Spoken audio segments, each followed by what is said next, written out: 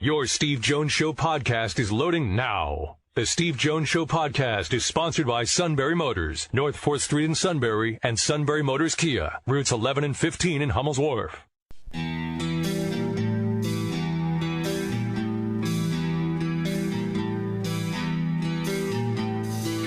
Sports talk where your voice counts. This is the Steve Jones Show on News Radio 1070 WKOK. Now from the Sunbury Motors Studio, here's Steve Jones. Just sounds so depressed. I am more sad than angry. So, yes, that's accurate. Oh, no, you're both. No, you're both. I feel that the road to recovery is to admit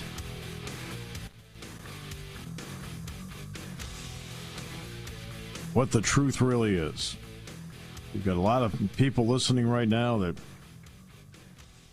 don't think, they're not buying. They're not buying what you're saying.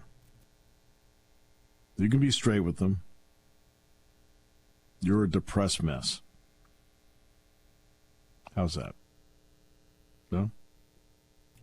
Sort of, sure. All right, Tim McCarver passed away today at the age of 81. That's part of our play-by-play call of the day.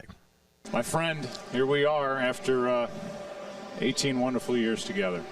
I don't know who's going to replace me next year, but I will guarantee you one thing. This guy will make you better. And I mean much better. And it's been a privilege and an honor to be with you, Joe. And all the talented men and women behind the scenes throughout the years. 34 years ago, my obligation shifted from the field and the players to the booth and to you, the viewers. Fairness and accuracy and honesty have always been my goals, along with teaching you something you may not have known about this great game. I hope I've achieved those things. Thank you very much. You know, I'll say this as we say goodbye. You know, I speak on behalf of Major League Baseball. I know everybody at Fox when I say thank you for the credibility you bring us night after night in October. Personally, I will tell you that as a kid in our first World Series back in 1996, scared to death, scared out of my wits, fearful of being found out as some fraud, as some broadcaster's kid getting a chance to do it, I looked to my right and I knew that I was covered because of you. Just as my dad knew I was covered because of you. All those goals you had that you just talked about, you have achieved them. You're the best to ever do this in this sport, and it has been an absolute honor and a pleasure over these 18 years, 16 World Series. You are the best, and I love you. I love you like a brother. I love you like a best friend, and thanks for all that you've brought into my life, both in a booth and outside a booth. Ditto. Well, here it is. We celebrate the Boston Red Sox here in 2013, and for the final time. So they Tim McCarver, look, great catcher, you know, the mechanics of it, good hitter with the St. Louis Cardinals, where he won 2 titles with the Cardinals in 64 and 67. And then with the Phillies, where he was Steve Carlton's catcher for years and his spokesperson for years. And I think in part being Steve Carlton's spokesperson after games helped send him in the direction of being the broadcaster he ended up being. I said this and this is something I said when Tim McCarver was broadcasting. So I'm not speaking at, we're all sentimentally looking back. No, I'm going to give you the exact words or thereabouts that I used when he was actually still on the air. And I've always said that the best analysts, and Jack Ham and Dick Girardi are the definitions of that, are the ones that when the game is over, the viewer or the listener knows more about the game. Okay? That's what it comes down to. And that's what Tim McCarver did. And I said that about Tim McCarver when Tim McCarver was still on the air. So this isn't one of those sentimental, well, he's gone now, and so we're going to say nice words. No, that's exactly what I said when he was doing the job. And that's, to me, what he did. I thought he was great at it. Didn't mean he's perfect at it. My goodness. I mean, except for that one guy on Friday night that we have. I mean, nobody's perfect at these jobs. S-U-I-T, that spells Suta! I was thinking more about the chief, actually, now. Oh, goodness. All right, so now we get the wrestling passion question of the day. Harold, should the Big Ten or Penn State try to monetize wrestling? Maybe a weekly match, ESPN2 with them carrying the national tournament. Fair question. In all likelihood, not going to happen. I know that you think... I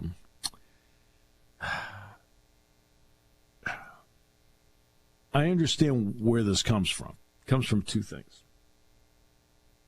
I think there is a perception that when you see a Penn State-Iowa dual meet sell out the Jordan Center and then on TV get 388,000 viewers,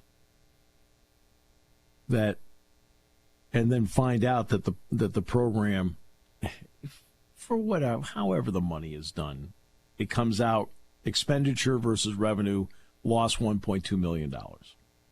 Okay?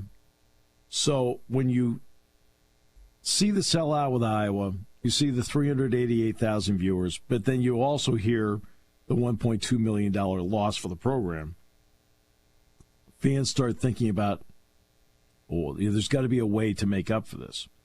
Number one, the Big Ten Network has the rights to Big Ten regular season wrestling.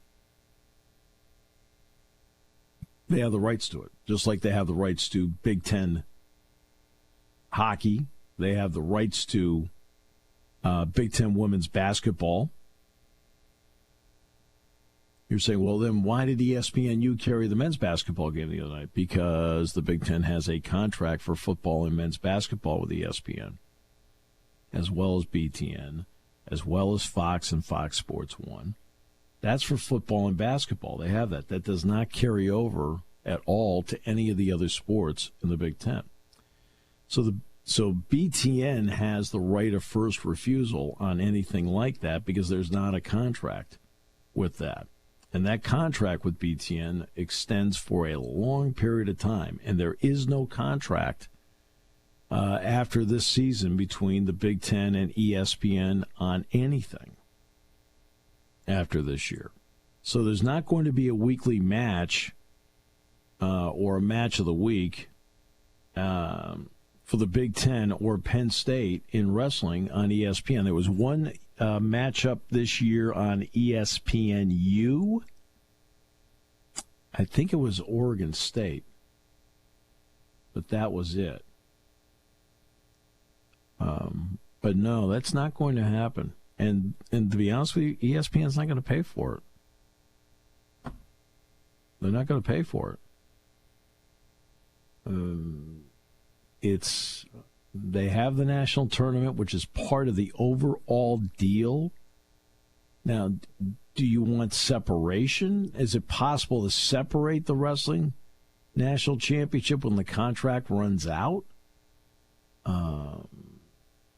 Which is what the women's basketball tournament wants to do when the contract runs out. Women's basketball and wrestling and all the others are all lumped into this 87 sport national championship model with ESPN having the rights. So the question would be can they separate them out? You can separate it out once the contract runs out, because I'm ESPN. I'm not sitting there going, hey, we need to renegotiate this part so we separate it out. It's not worth it to them. Not even remotely close. I mean, for every Penn State-Iowa dual meet you're talking about, when Penn State wrestled Ohio State, for example, somebody said to me, boy, they're going to get 1 million viewers for that. This is what, I don't know, 2 weeks ago. And I said, they're not even going to get 150,000. They got 122. I mean, that's not the audience they're looking for, to be frank with you.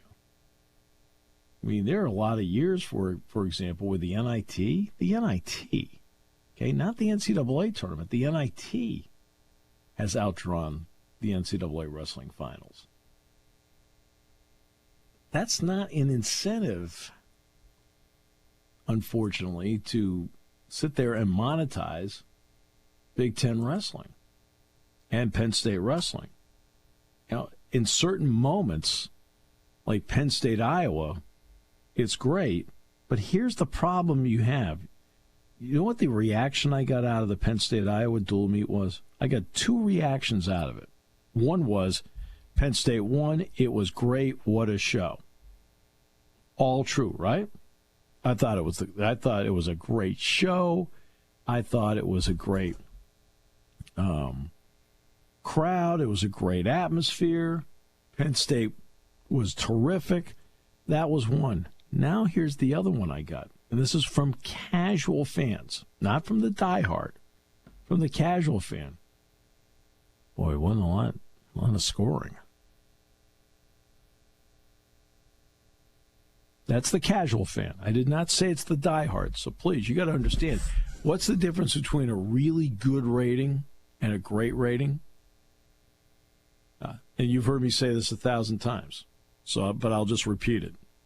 Let's see if Matt was even listening. What's the difference between a good rating and a great rating? Attracting the casual fan.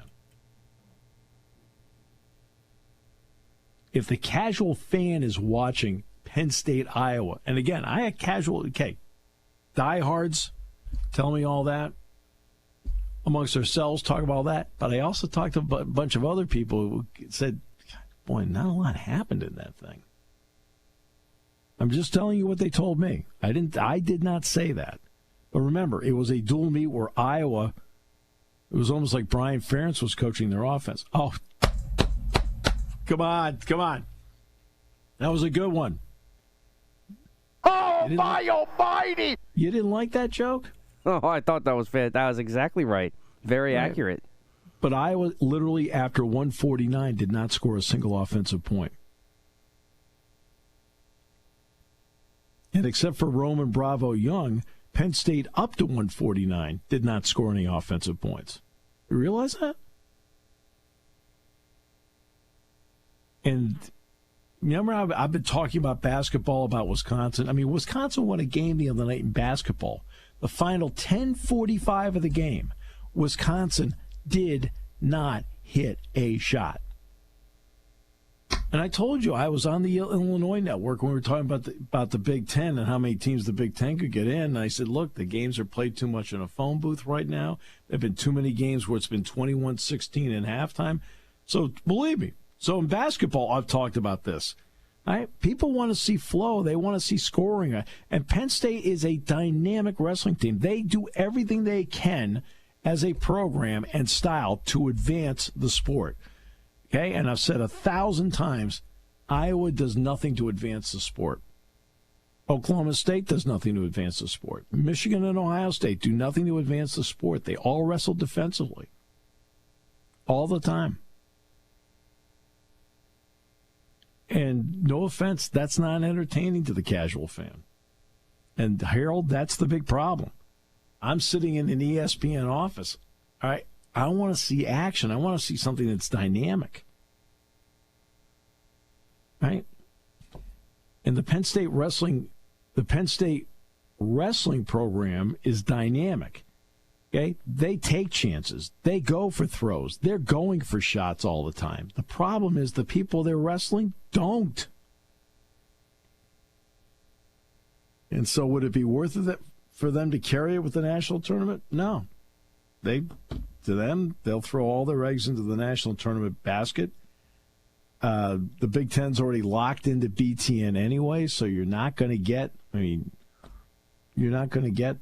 a package with ESPN because I don't think ESPN, to be honest with you,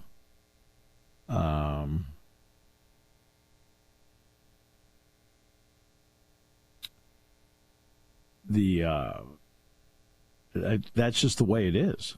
And again, those are the two reactions I got. That was great. That was awesome. That atmosphere was beyond tremendous. Penn State won. Penn State wrestled great. Penn State, ran them out in the last how many 5 bouts of the night. I mean, that was the reaction, right? And then there was the flip reaction from people who sort of watch it, and they were like, "Boy, a lot didn't happen in that thing."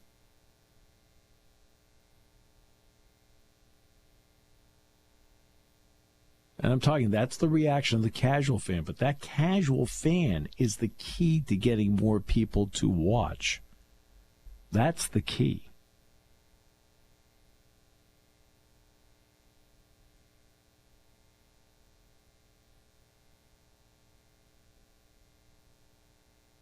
And I'm just being realistic here. I mean, he asked a really good question.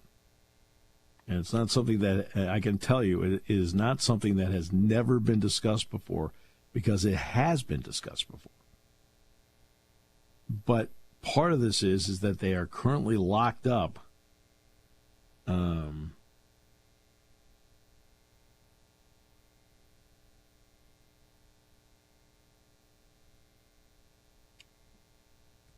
But Penn State's rights, for example, are locked in with BTN. And even I think BTN ended up doing 4 Penn State dual meets this year. And ESPNU did 1, so that's 5. And, of course, you got the Big Ten Wrestling Championships coming up, which will get a good rating. It'll be good. But we just went through an entire segment about the Pac-12, how ESPN wants to be very selective now on what they want to do and what they want to bring in and how much they want to pay for it. Their eggs are right now being squarely put into the NBA basket.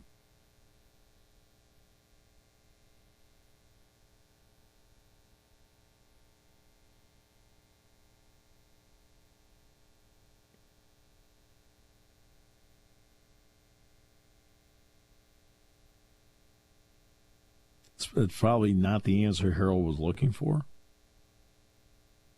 but unfortunately, that is the answer.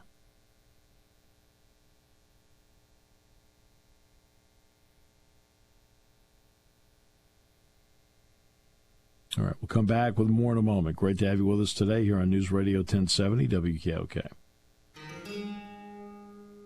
There's something to be said about a sale with a handshake, a service technician who really knows what he's doing.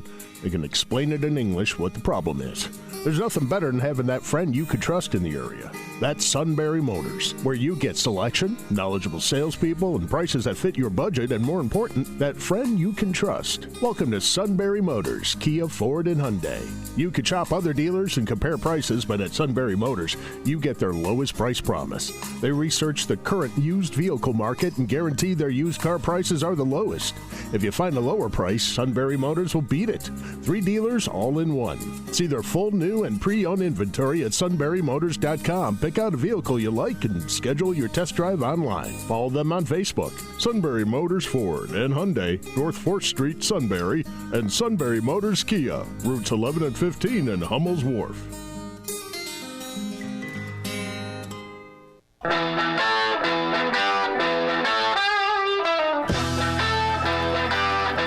I think, as you know, I've mentioned it before, Charmaret Curtis and I went to Penn State at the same time, and that's where I got to know her when she was playing both field hockey and lacrosse for Jillian Rattray. And then eventually she became the head coach at Penn State, and she decided yesterday that her 39-year coaching career would come to an end. She is a gem on and off the field. She embodies everything that's great about Penn State. She's a great friend and a great coach. Just a great coach. In fact, she got Penn State into the Final Four this year. Has always given everybody else credit, but she has been the mainstay the entire time. And I sent her a 3-word text yesterday. And The 3-word text was a true legend. U.S. Olympic bronze medalist. Had to endure the 1980 Olympic pullout. Stuck with it. Got to Los Angeles, won a bronze. And a great coach here, and an absolute credit to this university. Pennsylvania Sports Hall of Fame member. On and on. So, Shar, congrats on an awesome career. Right? I know you'll still be around, but I'm going to miss the fact that you will be coaching. I will say this, to her credit, you always want to leave something in a better place than when you started. Shar has done that. They've got the new facility coming up. They're coming off a Final Four. She has left it in a better place than when she started.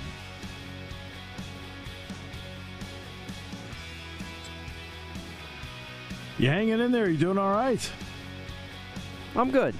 I'm getting texts from family members. They're worried. That was your dad's birthday, by the way. It was a lot of fun. It was good. Reliving the game? I'm sorry. Not really, no. Yeah, everybody's afraid to talk to you about it. That's why.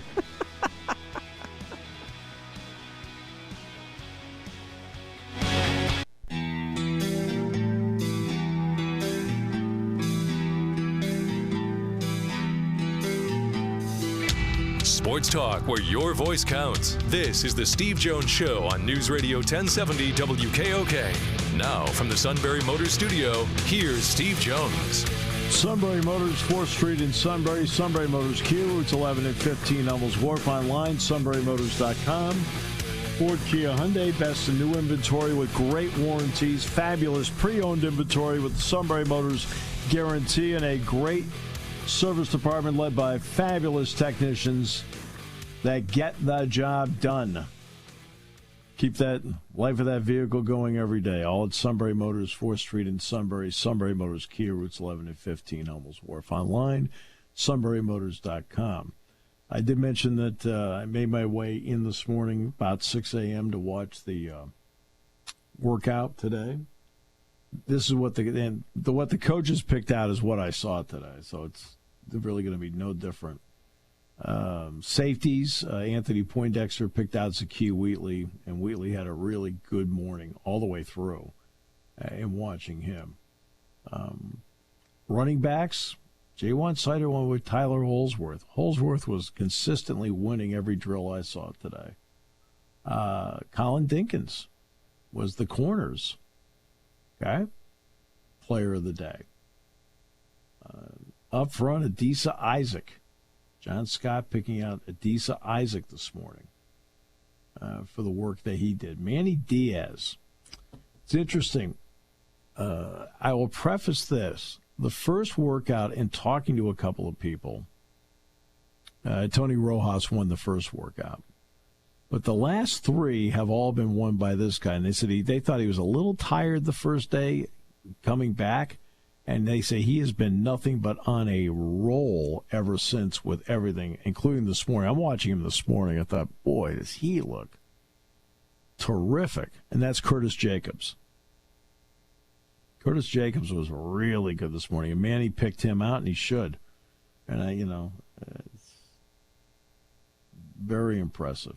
Marcus Hagans, guy that every time I watched him this morning, he was winning a lot of stuff, and that was Trey Wallace.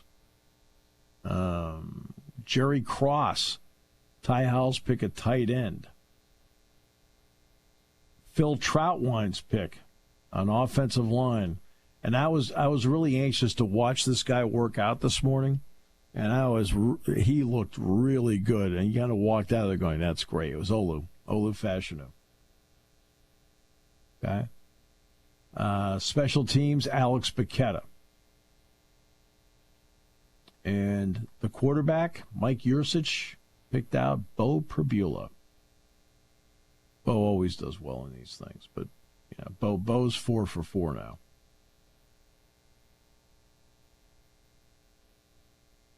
And he is all effort out. They're all effort out there, believe me. But Bo does really well at these things, so it at least gives you an idea. And that matches up with what I saw. I was anxious.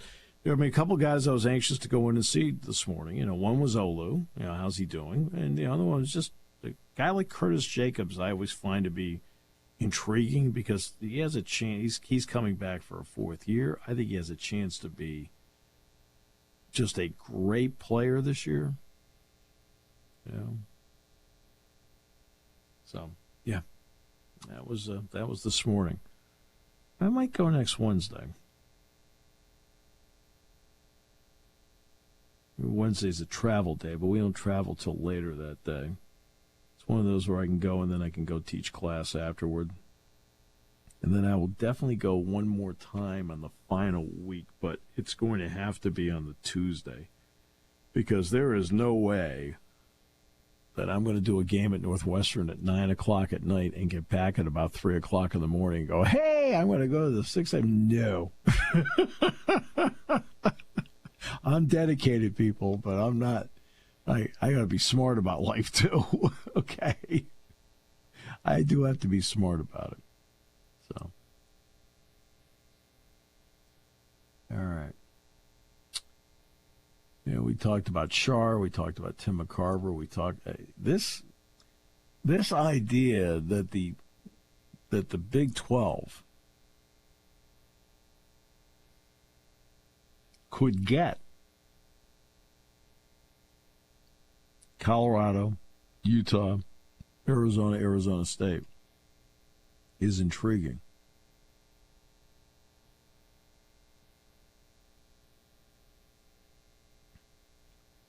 And the problem is going to be that it's going to leave Oregon and Washington looking around saying, what do we do now?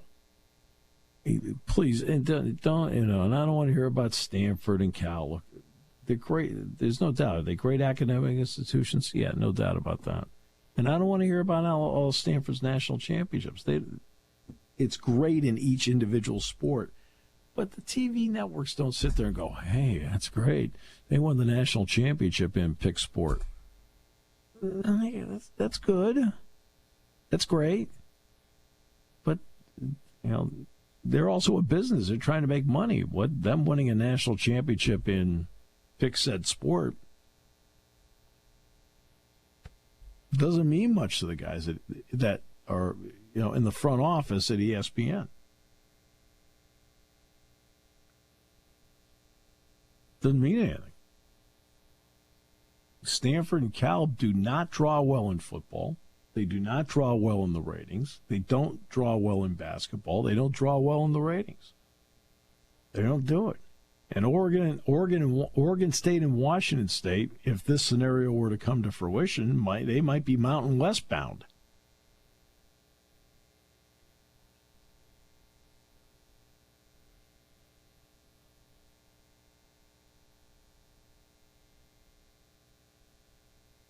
And I don't know if the new contracts for the Big 12, I do not know if there's an escalator in there if they go to 16. That's something I did not ask Dennis, but I also didn't have time to ask it either. That was more about time than it was about not asking it. When you get into a situation like that, when you have time and we were going to the bottom of the hour, you're trying to put in order what is important to ask.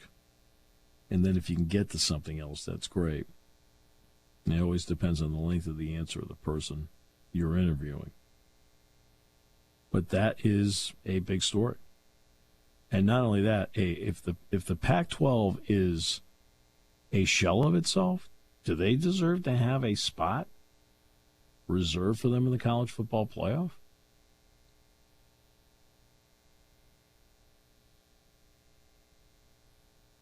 I mean, if they're a shell of themselves, do they deserve a seat at the table? So instead of having 6 automatic bids, because there'll be a group of 5, Do you go with 5 and have 7? Or when it goes to 16, do you have 5 and go to at-large being 11?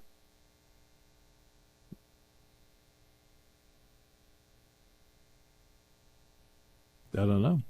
And what becomes of Washington and Oregon? Well, actually, are technically the two popular ones out there that people would like to get their hands on. But the SEC's not going to. They don't want to do that. They're done. Big Ten doesn't want to do that. The Big Ten had an opportunity at it, and it was, and he's not incorrect. It was a sticking point. Kevin Warren really, once Kevin Warren got engaged in this thing, once Kevin Warren got engaged in this thing, he then wanted to really go for it, and there were others around him saying, hey, look, we got to make this other thing work first. In my opinion, cooler heads prevailed. And the TV networks also told them in no uncertain terms, we're not giving you more money to bring them in.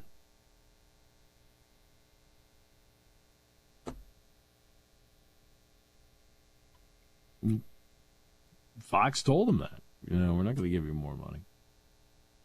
You're going to have to divide it up 18 ways. Like, no, we already put a lot of money into this thing. As I've said before, you've got to have.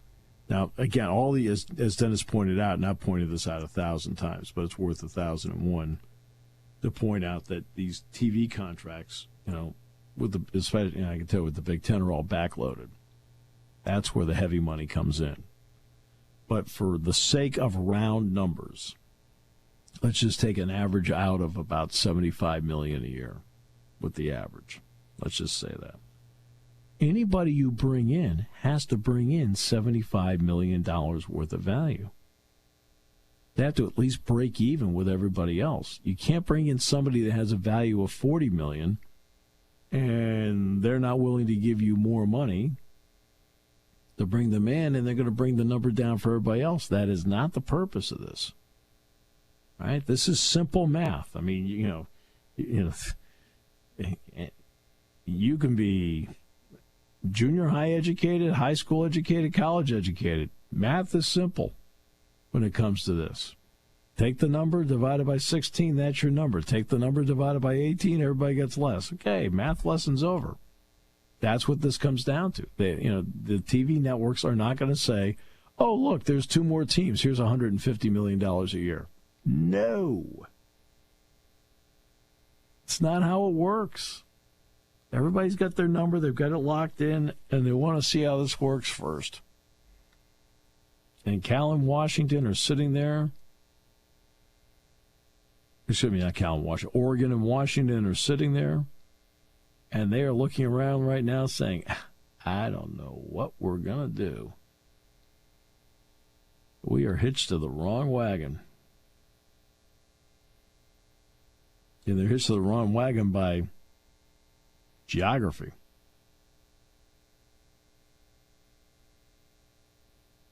Like Dennis said, there were stories floating around about the ACC with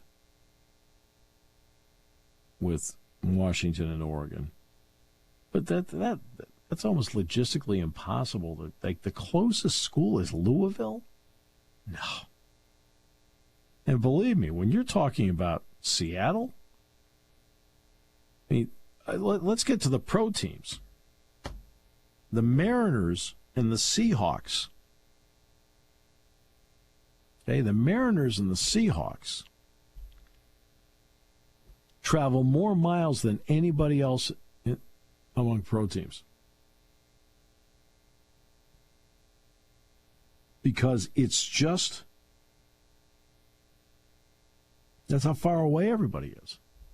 Now, the Kraken, not so much. Remember, the Kraken at least had the Vancouver Canucks right over the border. Edmonton, Calgary, it's okay.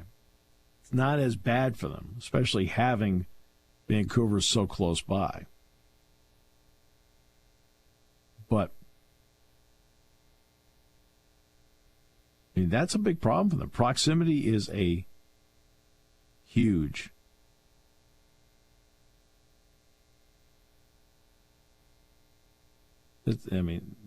Their proximity is a huge problem. Do they have a following? Yeah. Do they have a good brand? Yeah. All these things are true. They have a good following, good brand. But it's not enough of a following and not enough of a brand because, again, the higher the number goes, if, let's just say everything's equal, travel's not a problem, the whole deal, right? No issue. Would Washington and Oregon bring value to the Big 12? Absolutely, because at $31.6 million a year, they are right in the ballpark. Would they bring value to the ACC? Yes, because at $36 million a year, yeah, and they could fit in at $36 million a year, right? But the higher the numbers go, the tougher it is to justify them going someplace else. The numbers are higher in the SEC. They don't have enough brand power for ESPN to sit there and say, hey, they're coming in, here's the extra money to do it. And then ESPN's going to go, no, that's not how it works. Fox, CBS, NBC, they got their numbers. They're looking at it and going, hey, guess what? They don't bring, again, the higher the number is, okay? It's one thing to say, do they bring $31 million worth of value into a conference, like, say, the Big 12? It's a different item to say they bring $75 million apiece value to the Big Ten. They don't, because the TV networks have already deemed they don't.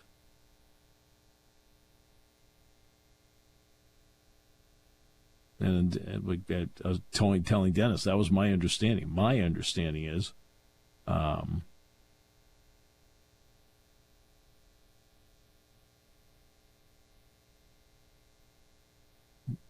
that the Big Ten's been told, we're not going to give you more money if you bring them in. You can bring them in, but you're not going to get more money to do it.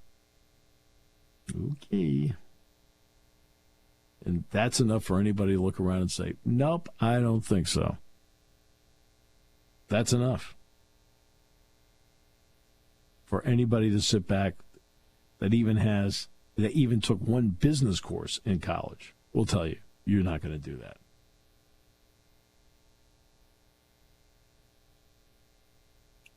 All right, we'll wrap it up in a moment. You doing okay, right? I heard the birthday party was a disaster last night.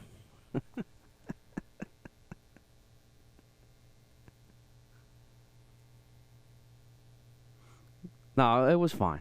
It was fine. It was a good time.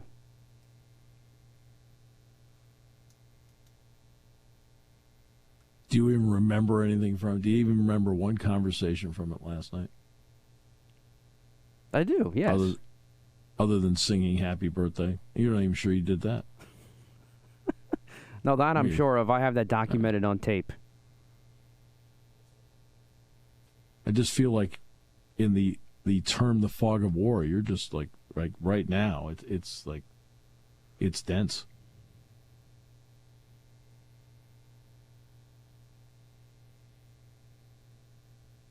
Did you go to sleep seeing him grab the jersey? Yes, actually. All of them throwing the flag. How about that? And several other different scenarios.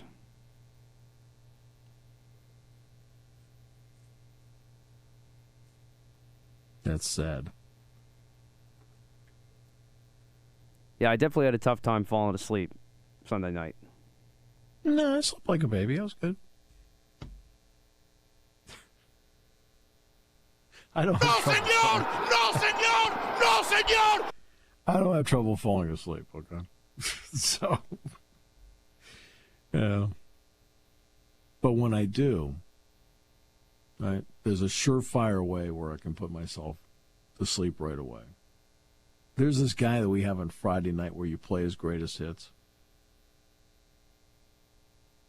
S-U-I-T, that spells Suta! Out like a light on News Radio 1070 WKO. Clear to side, let him go. Marquette on top. Boom, nearly lost it again in the backcourt. Give him space. Jones finds a cunning Nunji. Xavier back on top. Marquette with a last look. Jones attacks. Jones off the window. There goes. Follow goes. 1.6 Marquette on top. Timeout Xavier. Marquette won it. They lead the Big East right now. A dramatic contrast from a high school game in Oklahoma on Tuesday night between Weatherford and the Darko. Weatherford won the game 4-2. No shot clock in high school basketball in Oklahoma. Weatherford sophomore C.J. Nixon accounted for all of his team points, going over 1,000 points in his career. Stall ball to an extreme. After Weatherford scored the first bucket, Anadarko proceeded to hold the ball until halftime, not even attempting to take any shots while continuing to pass the ball as Weatherford sat back in a zone. One Anadarko possession in the third quarter lasted almost 7 minutes before officials called a foul.